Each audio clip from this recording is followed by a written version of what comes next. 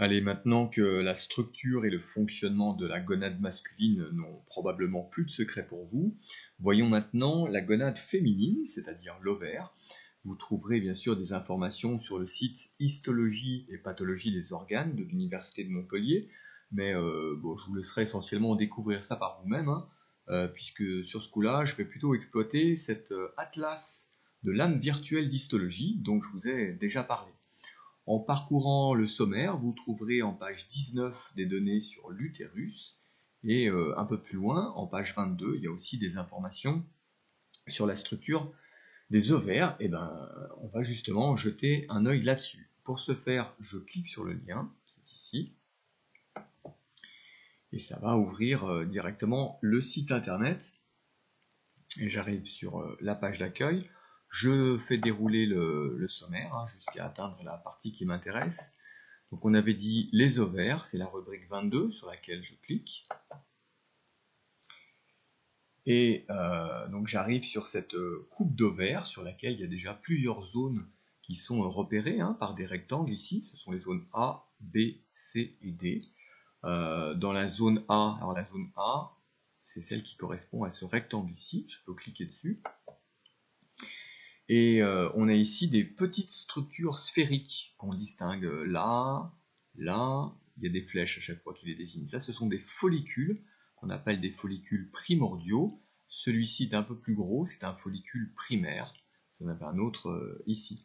Chacun de ces follicules renferme une potentielle future cellule reproductrice, hein, donc un ovule, qui pourra être expulsé si le follicule parvient à maturité. Alors, dans la zone B, sur laquelle je clique maintenant, vous avez justement d'autres follicules à un stade plus avancé de leur croissance. Ici, un follicule secondaire, donc un peu plus gros que ceux que vous avez vus précédemment. Et puis là, on a deux follicules tertiaires qui, vous le voyez, hein, deviennent vraiment très très volumineux et à l'intérieur desquels se développe une cavité.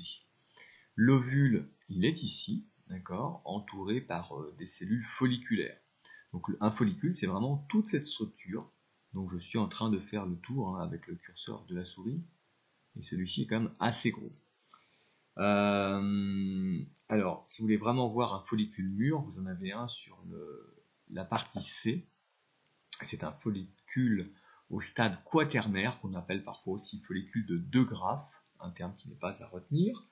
Donc c'est vraiment ce follicule qui est sur le point d'expulser son ovule à J14, l'ovule il est ici. Donc en gros, hein, on est dans la première phase du cycle ovarien et un certain nombre de follicules se développent, mais un seul, le plus gros, va parvenir à maturité et c'est celui que vous voyez ici. En page 23, si je poursuis ma navigation là, j'ai une autre coupe d'ovaires réalisée cette fois-ci après l'ovulation, donc dans la deuxième phase du cycle qu'on appelle la phase lutéale. Ici, cette imposante structure que vous voyez ici, eh bien, elle correspond au follicule mûr qui a expulsé son ovule il y a quelques jours. Ce follicule est donc vide, hein, il a évolué, il s'est transformé en ce qu'on appelle un corps jaune. Alors, si vous ne voulez pas regarder spécifiquement les zones qui sont repérées par des rectangles, vous pouvez voir aussi la lame entière dans la visionneuse, ce qui peut être une façon aussi de l'explorer comme on le souhaite. Alors parfois ça met un peu de temps à charger parce que c'est des images de haute définition, ou alors la connexion n'est pas très bonne. Alors, voilà, là vous pouvez vraiment zoomer autant que vous voulez. Il faut attendre que la mise au point se fasse, mais vous voyez qu'on a vraiment les détails, on voit les cellules de manière très très nette. Et voilà, toute cette zone là, qui est quand même très différente de ce qu'on a vu tout à l'heure, c'est l'ancienne cavité du follicule qui est maintenant remplie d'une substance riche en lipides, riche en un pigment jaune qu'on appelle la lutéine. Alors la couleur jaune, on ne la voit pas tellement parce qu'on a utilisé un colorant artificiel pour mieux visualiser les tissus. Mais vous voyez quand même qu'on a un très net changement de la structure de l'ovaire dans cette fameuse phase lutéale. Donc, si on se résume, le cycle de l'ovaire dure normalement 28 jours et se découpe en plusieurs phases. Lors de la première partie du cycle, certains follicules se développent, grossissent et deviennent cavitaires. Ça, c'est ce qu'on appelle la phase folliculaire. À J14, le follicule mûr expulse l'ovule qu'il contient, ça c'est l'ovulation, et le follicule vide évolue alors en corps jaune, lequel régresse jusqu'à disparaître en fin de cycle, et cette deuxième partie du cycle s'appelle la phase lutéale. À ces différentes étapes du cycle, on peut faire correspondre ces courbes qui représentent l'évolution des taux d'hormones sexuelles féminines au cours de ces mêmes 28 jours. Alors on remarque avant tout des fluctuations, avec tout d'abord, c'est la courbe en rouge ici, un pic d'œstrogène qui est à la fin de la phase folliculaire, juste avant l'ovulation. Donc ce sont les cellules folliculaires de l'ovaire qui produisent et sécrètent les œstrogènes, dont le stradiol, qui va être important pour stimuler la prolifération de la muqueuse utérine, ça on en parlera plus tard, et aussi pour induire l'ovulation. Au cours de la phase lutéale, cette fois-ci, c'est le corps jaune qui sécrète une autre hormone, la progestérone. C'est pour ça qu'on a un pic plus tardif. Si vous regardez la courbe en bleu, son maximum, on l'atteint à peu près à J21, donc une semaine après l'ovulation. La progestérone, donc, c'est une hormone également, elle va agir sur l'utérus également pour modifier la structure de l'endomètre, pour le rendre apte à l'implantation d'un éventuel embryon, donc elle va favoriser la grossesse, si toutefois on est dans les conditions où celle-ci peut se produire.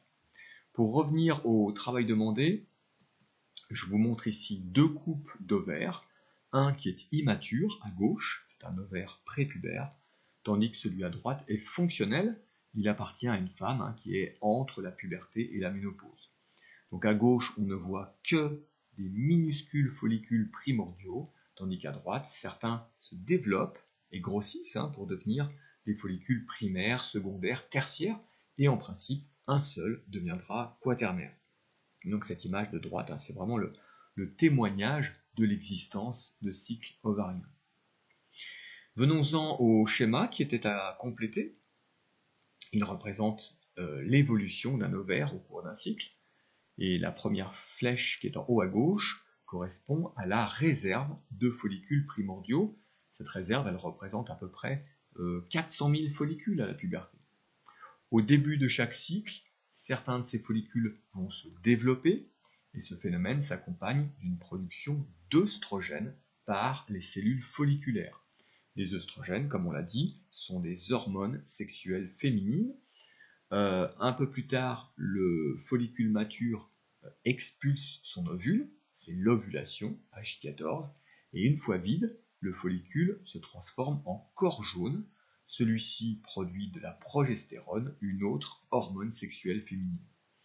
Le corps jaune finit par disparaître en fin de cycle, et alors un nouveau cycle ovarien peut commencer, tout à fait similaire au précédent. Voilà, il nous reste une dernière chose à voir, maintenant que vous avez bien compris le fonctionnement du cycle ovarien, c'est le cycle utérin qui est synchronisé par rapport au cycle ovarien, puisque les hormones ovariennes, donc œstrogènes et progestérone, contrôlent l'évolution de l'utérus. Alors ça, on en parle tout de suite, dans une prochaine vidéo qui va se lancer automatiquement si vous êtes dans la playlist. Donc on enchaîne sans tarder et je vous donne rendez-vous sur cette prochaine vidéo.